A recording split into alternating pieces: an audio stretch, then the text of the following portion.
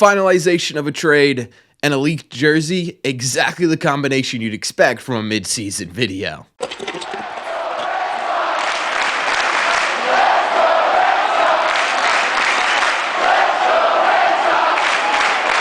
What is going on, everybody? Welcome back to Red Sea Radio. My name is Corbin, and thank you very much for clicking on this video. Admittedly, this is a bit of a weird combination, right? We're talking mid-season Red Sox baseball, and we're talking about a trade that was finalized and a jersey that was leaked. A little weird to me, but at the same time, too, these are both, in my opinion, pretty big news conversations that popped up over the last 24 hours, and I didn't know if I could fit them into a video separately, so I just combine them together, and we're going to talk about both of them right here, right now. We're going to start, I think, with the jersey reveal, because yesterday there was a leaked image of what the Red Sox City Connect jersey is most likely going to look like in real life, and I got to tell you, I'm actually a pretty big fan of this. I was a little iffy of these jerseys at first, mostly because what we had gotten originally in terms of their leak was like an AI-generated image, and it looked a little funky, it looked a little weird. Seeing them in person, I got a much different opinion on them. I think the detail on these jerseys are absolutely fantastic.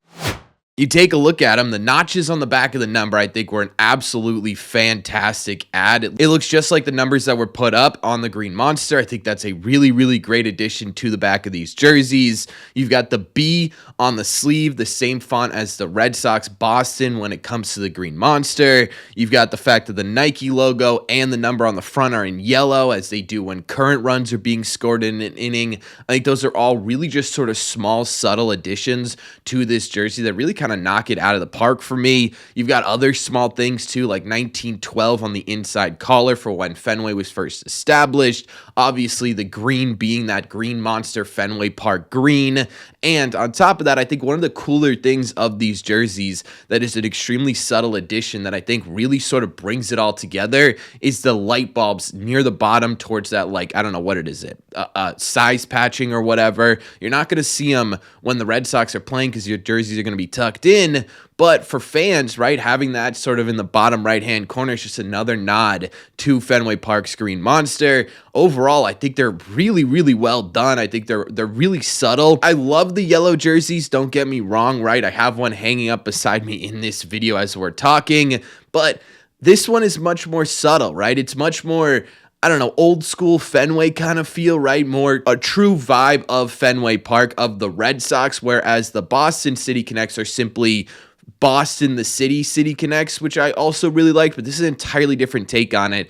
I think that's really, really fun. My only real critique here was, I don't know if maybe Boston would have worked better on the front as opposed to Red Sox, because then it would more really match what the vibe of the Green Monster is, right? Because then you'd get the exact writing, but you did put a little nod to it on the sleeve as well, and I think that's kind of nitpicking at this point. Again, I thought coming out originally for these jerseys, they'd end up looking kind of plain, and I actually kind of think the plain look works really well here, right? Simple, it's old school, just like Fenway Park, so I think they really, really got the vibe here well, and I know it kind of sounds like I'm really overglazing these jerseys, but I just genuinely enjoy these a lot. As for the release date for them, it feels like it's coming pretty quickly. ESPN has the Red Sox unveiling these officially on May 16th. Now, we could get to May 16th and these could be completely different, right? They could end up sucking and this could end up being an AI-generated image. It doesn't look to me, as someone who works with Photoshop pretty regularly here, that it's not an AI-generated image, but who knows? I think we'll see on May 16th. So we got about 10 days until these are officially revealed, but these look pretty much like the AI renderings that had been leaked, I don't know, what was it, like a month ago at this point? So I'm pretty confident this is what the Red Sox City Connect jersey is going to look like, and I'll tell you what, the second they come out, I will definitely be getting myself either a Garrett Crochet or Christian Campbell jersey to hang back here for these videos. So I'm excited about these. I think you guys should be too. I'm a big fan. The other piece of sort of weird news items we're putting together here is obviously that trade that was finalized by the Red Sox yesterday, and that was the Quinn trade. And I know, Corbin, this is old news. Why are we rehashing this one? You already made a video about it. What are you, just looking for clicks? No. I know I'm going to get at least one of those comments on this video. This is because yesterday we actually got the true package of the Quinn trade. If you remember, when it was made, again, probably about a month ago at this point, it was for number 17 prospect now in the Red Sox system, Yoferi Rodriguez. You got a first round comp pick, which is basically the 33rd pick, I think at this point it was finalized as, maybe the 35th. It's between the first and second round, basically. You got cash considerations, and you got a player to be named later. The player to be named later has officially been named, as the Red Sox yesterday selected who they are taking from the Milwaukee Brewers, and who they are taking is a pitcher by the name of John Holobetz. John was a 5th round pick of last year's draft out of Old Dominion University. I've always loved that name, Old Dominion. I genuinely have no idea where it is. I know it's down south somewhere. I don't know. I just really like that name. Honestly, I could be wrong about the down south too. Doesn't matter, totally besides the point. The Red Sox are bringing him into the fold here. And what's kind of interesting is that in college, John pretty much was only a relief pitcher. He appeared in 53 games throughout 3 years of his college career and only started 8 of them. But so far in professional baseball, he's been more of a starter than he has been a reliever. In 5 games so far, he has started 3 of them. Regardless, though, of what time he's coming into games, he's off to a really great start in professional baseball. In those 5 games so far, he has a 3-even ERA in 24 innings down in low A with a lower 2.48 FIP. But what I really like about John's start to his professional career are the walk to strikeout numbers. He is currently walking just 5% of the batters he has faced, compared to striking out 31% of them. That's an extremely good ratio, and not exactly a crazy fluke over a small sample size either, because John's kind of been doing this his entire professional, or I shouldn't say professional, collegiate, I should say, career. Back in college, he was kind of known as a guy who's going to pound the strike zone. Over his collegiate career, he maintained a walk rate that was never over 4 per 9 innings.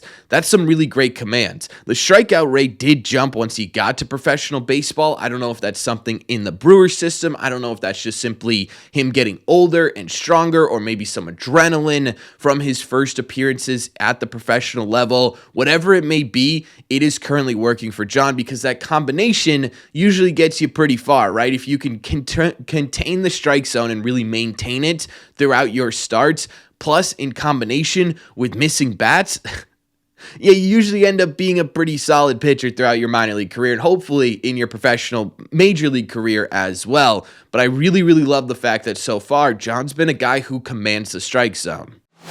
Now, honestly, I don't really know if this is a prospect that's going to end up more as a rotational prospect for the Red Sox, or more of, hey, this guy's going to be a bullpen, high leverage type arm for the Red Sox at some point here. It's kind of a toss-up right now. Honestly, personally, I'm leaning more towards him ending up being more of a bullpen option for the Red Sox than a rotational piece. And the reason for that is, one, his frame. He's about 6'3", 220. He's a pretty big body on the mound, but also because he throws pretty hard. He's currently sitting around 96 miles an hour on that fastball. It looks a little straight coming out of the hands, but does have some late rise to it, which is missing a lot of bats in low A right now. The big reason, though, I think he ends up more as a bullpen piece than a rotational piece is because of the fact that he doesn't really have a ton of off-speed offerings. At this moment, really, he's leaning mostly on a slider that most scouts have put into the fringe to average category. It's not a fantastic slider.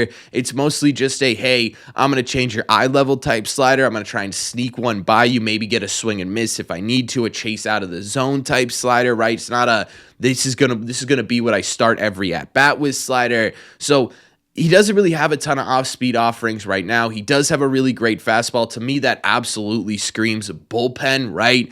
According to his scouting reports, a lot of other scouts kind of agree with that synopsis of basically he's probably going to be a bullpen arm than a rotational arm. And I feel like a lot of people hear that and they say, well, wait a second, this guy can't be that good, right? If he's going to be a reliever instead of a starter. And I get that. You're not going to see a lot of relief pitching prospects in your top 100 prospect list. He's never going to be a guy who's going to be a top 5 prospect, top 10 prospect for the Red Sox at any point, but they're still important, right? They're still an important piece of developing the future of the Boston Red Sox, and we're seeing exactly why at the major league level right now, right? They're blowing games constantly in high leverage situations. If you could get a guy up from your minor league system who is born and bred high leverage person, that can help you out a whole lot, and I'm hoping that John could end up be one of those guys. We obviously still have a ways to go with John in his development, so it could go a multitude of different ways. The Red Sox, this feels like kind of a match made in heaven a little bit, considering the Red Sox have been really off-speed heavy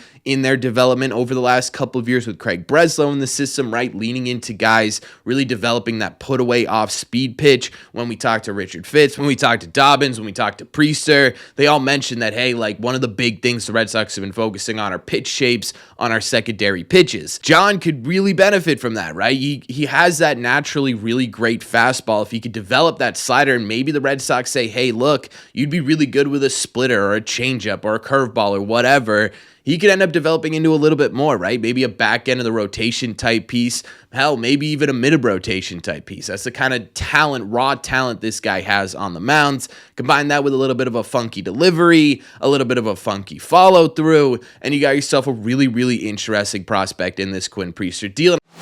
I got to tell you, looking at this Quinn Priester deal altogether, it's starting to look pretty solid for the Red Sox. I understand they could have probably used some starting pitching depth at this point, but Hunter Dobbins is doing a really great job. Richard Fitz is throwing again. He's got a bullpen session coming up, so he's looking to be on the rebound as well. You've got that depth, and for Priester, you now end up with a top 20 prospect, a really, really intriguing arm that you can add to a really sort of growing depth of Red Sox prospect arms, and another guy who's coming down the pipeline at some point in your compensation pick. That's a whole lot of young talent for one Quinn Priester. So I'm starting to really, really like this trade for the Red Sox. I really enjoy this pick from the Red Sox. I think just continuing to get a multitude of arms, as many arms as humanly possible in this system, is always a good thing.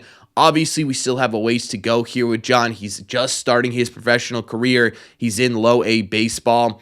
But at the same time, too, collegiate arms, they usually end up shooting through systems a little bit faster than high school arms or arms signed through independent leagues or whatever. So we could end up seeing him in higher levels of the minor leagues pretty quickly on here in his Red Sox career. I still think he's probably two, maybe 3 years away from joining the Boston Red Sox, but in my opinion, absolutely this becomes a guy to sort of keep on your under-the-radar picks for the Red Sox farm system right now. You know, maybe, again, not a guy who's going to crack top 20, top 10 prospects in the system, but maybe a guy who could make a legitimate impact on the Red Sox at some point. So I always love getting new faces in the Red Sox system. Always a ton of fun to talk about. Again, overall, I really think the Red Sox kind of walked away from this Quinn Priester trade with a whole lot of assets for a guy who probably wasn't going to be your 6th or 7th starter at any point this season unless injuries allowed. So I really like the trade overall. But let me know your thoughts. Let me know your thoughts on everything that I talked about in this video. I know it's two wildly different things, but let me know what you think about the new jersey leaks. Let me know what you think about the finalization of this trade from the Brewers. What are your thoughts on the new pickup for the Red Sox? Let me know everything down below. As always, if you made it to the end of this video, do me a favor. Make sure you guys have hit that subscribe button if you haven't already. If you're new here, we talk Red Sox content almost every single day. Also, make sure you guys have hit the like button on this video as well. It just simply helps out a ton, and it's the best way to let me know you're enjoying the content. Don't forget, if you guys want to listen instead of watch these episodes, all you got to do is head over to your favorite podcasting app and look up Red Seat Radio. Thank you all very much for clicking on this one, and I will see you in the Red Seats.